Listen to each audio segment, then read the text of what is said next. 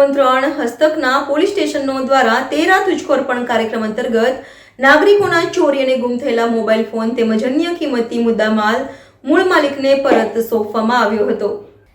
વડોદરા શહેર પોલીસ વિભાગના ઝોન 3 હસ્તકના પોલીસ સ્ટેશનો દ્વારા નાગરિકોના ચોરી થયેલ ગુમ થયેલ મોબાઈલ ફોન તેમજ અન્ય કુલ 12 લાખ ઉપરાંતનો મુદ્દામાલ કબજે કરવામાં આવ્યો હતો।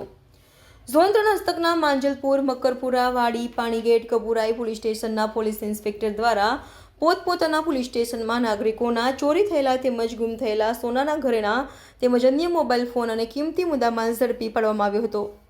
માંજલપુર જીઆઈડીસી ઉમાકાંડ હોલ ખાતે ઝોન 3ના નાયબ પોલીસ કમિશનર અભિષેક ગુપ્તાના હસ્તે સોનાના ઘરેણા, વાહનો તેમજ મોબાઈલ ફોન મળીને કુલે 12,02,704 રૂપિયાનો મુદ્દામાલ મૂળ માલિકોને પરત સોંપવામાં આવ્યો હતો।